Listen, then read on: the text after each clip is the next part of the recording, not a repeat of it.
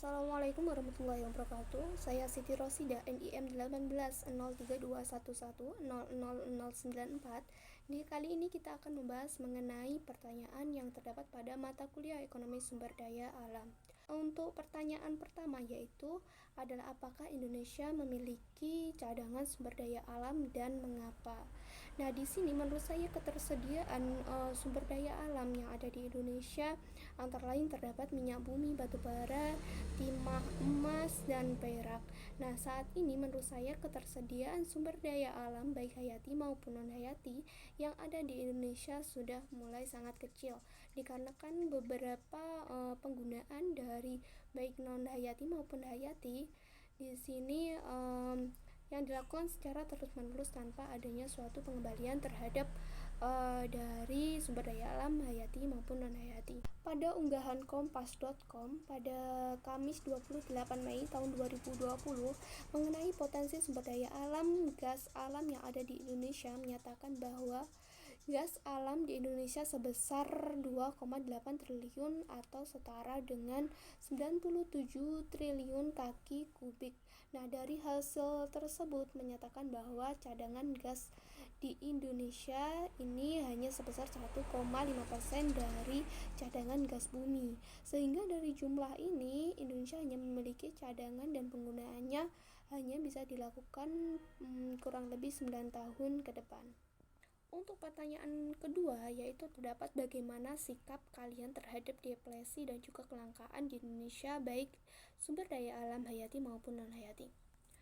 Menurut saya sikap mengenai adanya depresi pada sumber daya alam yang hayati misalnya pada kondisi perikanan yang ada di Indonesia di sini harus menerapkan rezim common property atau open access untuk memberikan suatu peluang yang besar terhadap overfishing yang mengakibatkan sebuah depresiasi pada sumber daya ikan yang ada di Indonesia. Nah, maka harusnya pemerintah melakukan sebuah adanya penurunan atau pengurangan stok sumber daya ikan tuna dan juga kalang yang diakibatkan oleh adanya eksploitasi sumber daya yang ada pada daerah tersebut. Sementara pada depresiasi sumber daya alam non-hayati yaitu misalnya pada gas alam, menurut saya hal yang mempengaruhi yaitu penggunaan yang secara berlebihan tanpa memikirkan untuk mengembalikan sumber daya alam tersebut.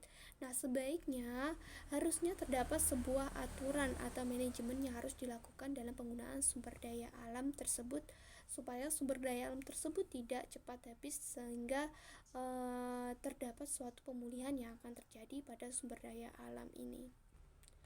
Sedangkan pendapat saya mengenai kelangkaan sumber daya alam hayati baik hayati maupun non hayati yang ada di Indonesia di sini ada diakibatkan oleh masyarakat Indonesia yang juga para petambang baik minyak maupun gas yang tidak memikirkan dalam penggunaannya yang terlalu berlebihan.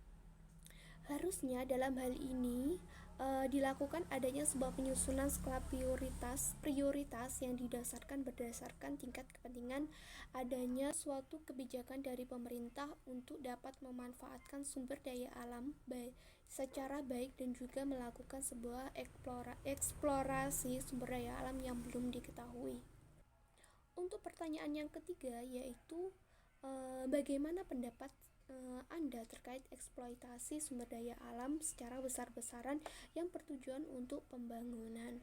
Nah, di sini menurut saya adanya eksploitasi secara berlebihan akan memberikan suatu dampak yang negatif bagi sumber daya alam hayati maupun non-hayati. Nah, di sini adanya eksploitasi akan menimbulkan kerusakan alam dan juga lingkungan yang dapat menghambat suatu pertumbuhan dan juga kelangsungan hidup manusia dan juga makhluk hidup lainnya. Sebaiknya yang harus dilakukan dari pemerintah dalam melakukan adanya eksploitasi dengan membuat sebuah peraturan kepada perusahaan-perusahaan yang melakukannya supaya dapat memberikan dampak positif dan juga dapat meminimalisir dampak negatif yang ditimbulkan. Dan pertanyaan yang keempat Dan yang keempat yaitu terkait bagaimana pengetahuan Anda terkait konservasi menurut jurnal yang sudah diresum pada tugas 2. Dan di sini saya mendapatkan bahwa menyatakan pada jurnal Dinamika Hukum Lingkungan Hidup dan juga Sumber Daya Alam dalam Rangka Pembangunan Berkelanjutan menyatakan bahwa konservasi merupakan suatu pengelolaan sumber daya alam yang pemanfaatannya dilakukan secara bijaksana untuk dapat menjamin kesinambungan dalam persediaan dengan tetap memelihara dan juga meningkatkan kualitas dari keanekaragaman dan juga nilainya. Selain itu, dari jurnal ini menyatakan bahwa kebijakan yang dapat dilakukan pada bidang sumber daya alam yaitu antara lain terdapat yang pertama adalah mengelola sumber daya alam baik hayati maupun non-hayati dengan menerapkan teknologi ramah lingkungan dan memperhatikan daya dukung dan juga daya tampingnya. Untuk yang kedua, menegakkan hukum secara adil dan konsisten untuk menghindari adanya kerusakan sumber daya alam dan juga pencemaran lingkungan. Dan yang ketiga yaitu memberdayakan masyarakat dan juga kekuatan ekonomi dalam pengelolaan sumber daya alam dan lingkungan hidup bagi peningkatan kesejahteraan sosial.